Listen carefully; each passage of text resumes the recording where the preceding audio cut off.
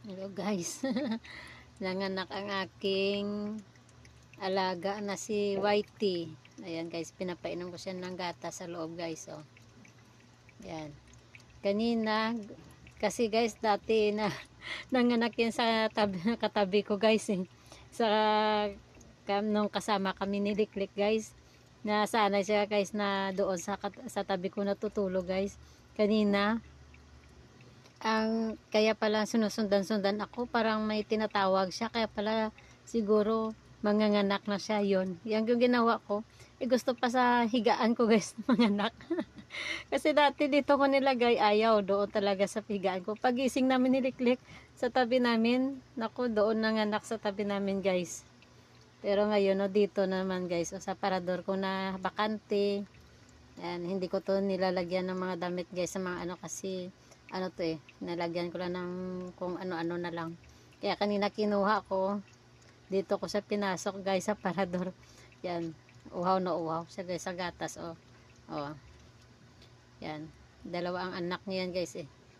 Isang puti rin gaya niya, at saka yung isa may ano na black din, parang gaya ni Batman. Pagdating ko galing sa tindahan, pinainom ko siya ng gatas. Oh. Wow na, wow sa oh. Yan.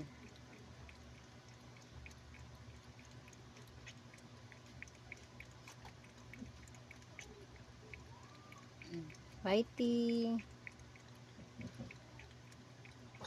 Andun yung baby, nagdididi din sa kanya.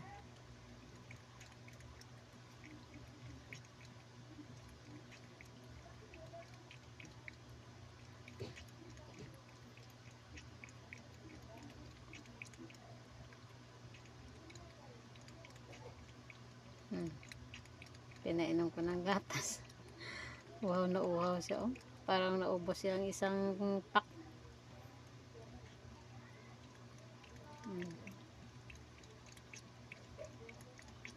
Kaya kanina nung nag-ibanlaw ako ng aking nilabahan, nandun din siya sa akin, parang may inaano sa akin. Tapos nung nagsampay naman ako sa taas, andun din. Parang ingaw na ingaw pa rin siya sa akin. Kaya pala sabi niya siguro, manganganak na siya.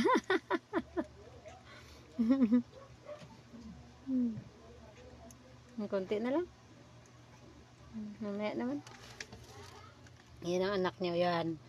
Yan. Cute, cute. Yan ang mga puti, yan o. Yung itim andun yun, hindi makita kasi madilim. Dalawa na to anak niya guys eh. Yan o. Cute, cute, cute.